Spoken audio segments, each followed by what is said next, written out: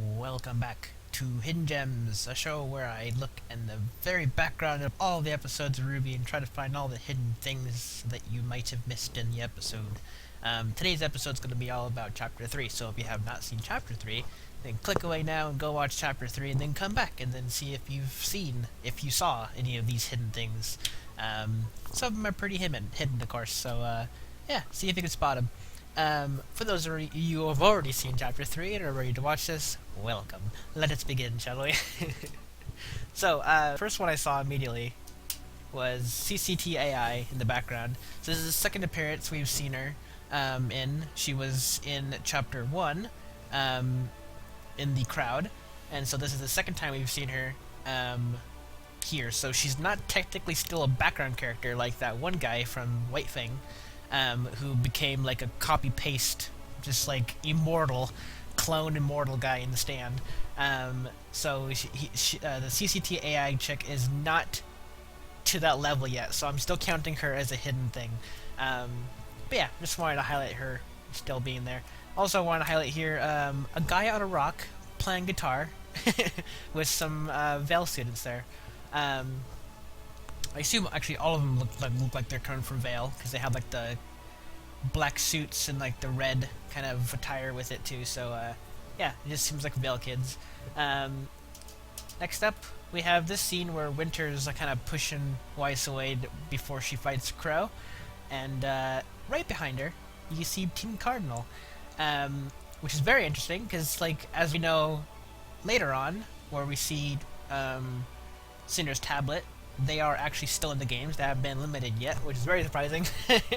And we'll talk about that later in a little bit. But yeah, so we have Dove, we have Russell, Cardin, and Sky all sitting there. They're all walking away from the screen, so they're going somewhere. Apparently, they don't want to watch Qrow and Winter fight. So I mean, whatever. All right, this one I wanted to highlight. That's pretty cool. It's not really hidden, but just wanted to mention it. So this is basically what he looks like when he was walking up and talking to Winter, and this is what it looks like when he's in like combat mode kind of thing. Like the moment Winter wanted to fight, like was full on going to fight Qrow, he flipped his hair back and like slipped it back, and his personality changed. Like he just went like a switch, just all of a sudden just battle mode activated pretty much. Like he stopped staggering around like he was drunk. Well, he was always drunk, but he stopped staggering around. He stopped doing everything he normally does. He was like in battle mode. So yeah, I thought that was pretty interesting. The moment he just does that, he just flicks his hair back, and then like he's ready for combat. So I thought that was pretty interesting. Next up we have this. Okay, this is pretty weird. So get ready to be kind of creeped out, maybe. So I'm gonna keep it here to see if you can see anything from this scene. If you do see it, then kudos to you, because it took me a while to figure it out. Because usually I pause the video wherever there's big crowds, and then I kind of scour all the people to see if anyone's out of the ordinary. And I'll tell you this guy right there, he's way out of the ordinary. So this is the boot bender guy, but he doesn't have the mustache. So he's just like a creepy guy with glasses staring at Winter and Weiss. So I don't know what's happening there. Yeah. Tell me what that means, because that I don't know. Yeah, so I saw that, and it's pretty creepy. This one's a pretty good highlight. So in the background of all these scenes, all the characters that you see, you'll see that a lot of them have like animations, so they're not static. They're not like just like a painted wall behind them. So a lot of them have like movement, and they do like animations and stuff like that, and they like talk and whatever, hand movements, whatever. This girl back here behind the guy, if you watch back, I didn't make a gif of this, sorry, but if you watch back in this scene, you can see that girl like trying to like kind of like glance up and like look around the guy till she can't see it. She's like all jumping around trying to like look behind him and or look in front of him, whatever, past him. I thought that was pretty funny. But yeah, like if you rewatch the episode and like look at the background characters while they're doing like animations and stuff, a lot of them are pretty funny and like they're just kind of like, you know, nonchalantly just doing stuff in the background. So yeah, I've seen that animation before too. Not in previous episodes, but in this episode, there's like you can see that animation like maybe two or three times in the background. But yeah, I thought that was a cool little thing in the background. Yeah. So we have this one, which is Winter's like dust bird. For sure, still not sure quite what it is yet. There's two possibilities, but I'm gonna get into that in a second. So basically, if you don't know, these birds are not birds. They're not crows. They're not ravens. Nothing. They're nevermores with little masks. You can see the little eyes on the mask of the bird, and it matches up well with the nevermore. So it's one for one a nevermore creature. So Winter has the ability to, or has the same semblance as Weiss, but either one, she's way more skilled in the art of glyphs, and she can do a lot more with it, or two, it's vaguely similar to glyphs but different, and she can do a lot more with it, like summon creatures with it or something like that.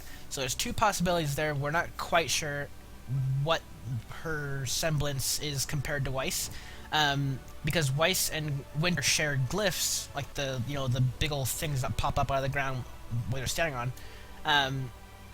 But we don't know much about Winter. Like we know sort of what Weiss is capable of. She can use them as platforms. She can hold things, like in Chapter 8 of Volume 1, where they do the slingshot, and Weiss has like a black glyph that holds RWBY there for a second, and then it turns red to like shoot her off. And then there's the time one, the time glyph that she used on herself and Blake. But beyond that, we're not quite sure what else she could do with her glyphs. But if Winter does have the same semblance as Weiss, then that means Weiss has the ability to summon familiars like this, like birds or creatures or something like that, to help her out in combat. So it's very, very interesting. But that's only if it's the same semblance. Like I said, it could be a variation of the semblance. Winter could have the same looking semblance as Weiss, but different. Like maybe Winter can't use it for platforms, or she can't use it to rocket things in the sky or something like that. Maybe she could only do it for speed. We know that in the episode. Summoning familiars. I'm trying to remember what else she used the glyph for. Actually, I can't remember if she used a glyph to jump off of. But anyways, yeah. So we're not quite sure what she's capable of yet, or if Weiss can become this at one point. But yeah, that's all in the future. Hopefully, we get some more information on that. But yeah, I thought that was pretty cool. It's like a little nevermore bird. Also, we don't know if it's made of dust or if that is legitly like Sun's semblance. Sun can what do you do? He went like this, something like that, or he prayed for a second, and then all of a sudden, two like shadow clones, whatever. I don't know the correct term for that, but yeah, he like projected two of his self there to go attack the robot during the that one episode of Volume 2. So maybe this is sort of like that, but it wouldn't make sense because like there's a lot of them. Also, Winter's not a bird, so I mean, anyways, yeah, it's probably just like dust birds, like made of dust, like I don't know. Anyways, we have this scene which I cannot take credit for. I missed this, and then right before recording this, I was watching Jack One Man Band video about Chapter 3, and somebody on there mentioned this, so I put it in here as a little nod to them. Basically, Nina found that Penny was looking down at one of the robots on the ground, and I mean, she is. It looks like she's like glancing off to the side, maybe like in like an awkward kind of way, but she's like that like in like two scenes, and two times like after this scene this scene and the scene after this one, you can see her still looking down at the like right behind Winter, which is basically where the robot is, the decapitated robot that damn it, where Qrow decapitated a robot. So yeah, it's pretty interesting to see. You know, she's like all feeling bad for him and everything. So it's very cool to see Penny having more emotions toward her kind. You know, well, I know these ones aren't like her, but in a sense they are, kind of thing. So yeah. All right, and we got this scene, which we see all the different kind of peoples in the doubles round. Probably not all of them, but we do see a good chunk of people here. So we have Team Sun, SSSN, with Sun and Neptune. They're going in the doubles round, so that's pretty cool. We have Team Atlas. We don't know their team name yet, but it's Penny and a unknown Atlas member. So it's very, very cool to see that Penny is actually in a team. Of course, she had to be in a team in order to be in the tournament. She couldn't just go there single and, like, you know, beat the crap out of everybody. So she had to be in a team. So it's very interesting, and I'm wondering if we're actually going to see her teammate, or if this is just like a thing saying Penny is still in the game, kind of thing, still in the tournament. Because I'm thinking we're not going to see Penny's teammate. This is just like filler until we go to singles, and then Penny is going to be there. So I'm not sure about that. Then we have Team Cardinal, which is Russell and Sky. So they both passed. Surprisingly passed. I dislike Team Cardinal so much, and they are bad fighters. But apparently they fought somebody to get to where they are. So whoever they fought and destroyed is probably worse than Team Cardinal. So there you go. Then we have Team Coffee, or Coco. Anyways, Team Coffee with Coco and Yatsuhashi. So we're gonna see them hopefully in Chapter 4. We definitely will see them in Chapter 4. If they don't show the coffee fight, I am gonna be furious. So I really want to see more Coco and Yatsuhashi too. They're both cool.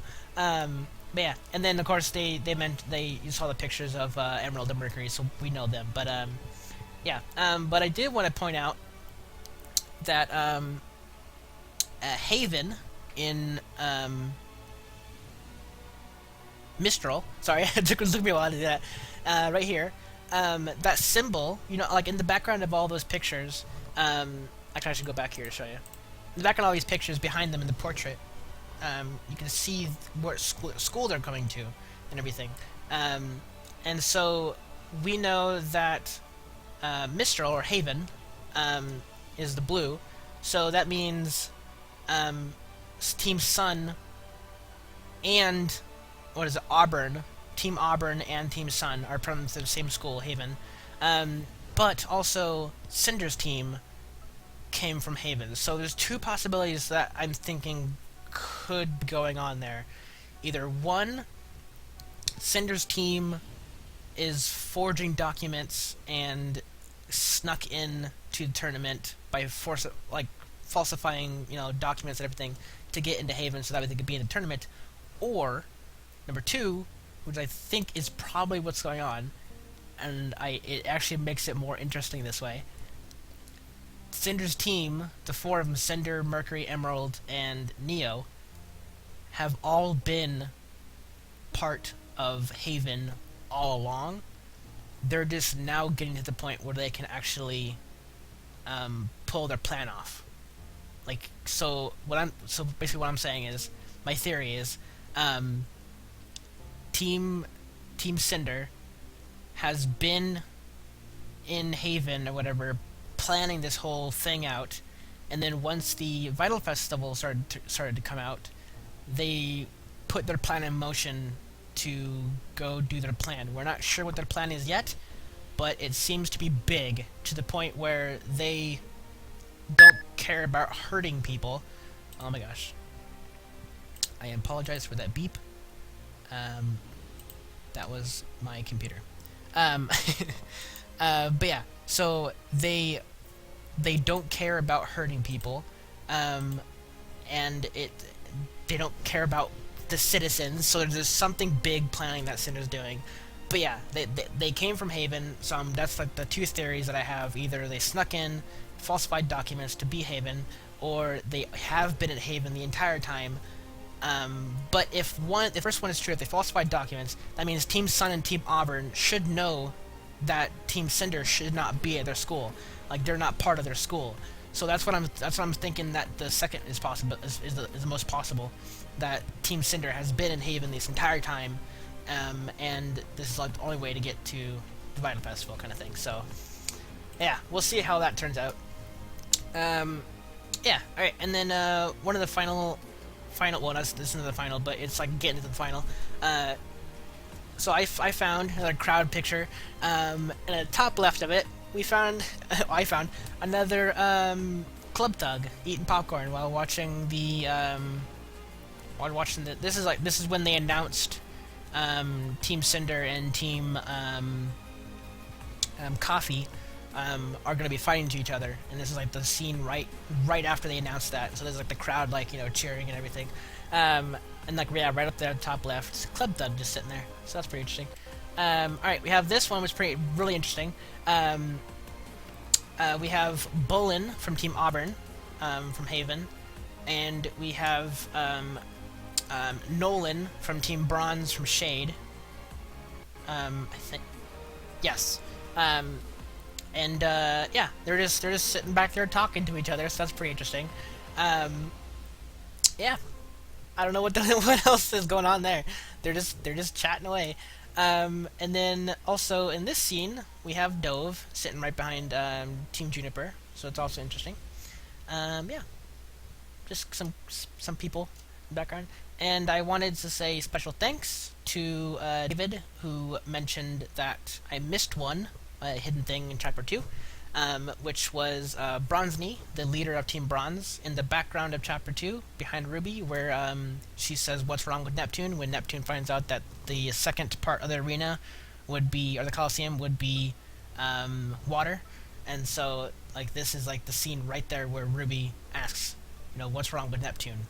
And that's like a couple seconds thing. I missed it, so thanks, David, for saying so. If I missed anything in Chapter 3, leave a comment down below, and I'll say special thanks at the end of the Chapter 4 Hidden Gems in the next video. But I don't know. I scoured through this episode, and I found a lot of things, and I mentioned all the things. So, like I said, if I missed anything, let me know, and I'll give you credit for finding it and everything. So yeah. So that's all I have, and it was pretty good, decent bit of hidden things. Chapter 2 didn't have very much, but there was a lot to explain and, like, kind of, like, go through, so yeah. Chapter 1 had a lot, and then now Chapter 3, I think, has the most. No, Chapter 1 had the most. Chapter 3, this one, it's pretty decent amount of hidden stuff, but yeah. So, thank you so much for watching. If you would like to see more from me, subscribe. I do videos every Monday, Wednesday, Friday. Starting to do 4 videos a day, 5 on Monday, and yeah. If you like Fairy Tail, I do Fairy Tail every Monday, or Wednesday, and Friday. And this Wednesday, which would be the 25th, for those of you who wish to know or want to know, I'll be doing a 2-hour Fairy Tail special to say thanks for 400 subscribers. And yeah, just want to say thanks to you guys, my RWBY fans that watch me and everything. So yeah, I know there's kind of like a split between RWBY and Fairy Tail fans at this point, but hopefully we guys can like meld together, and we all can watch everything. So yeah, thank you so much for watching, and I will see you next video. Bye.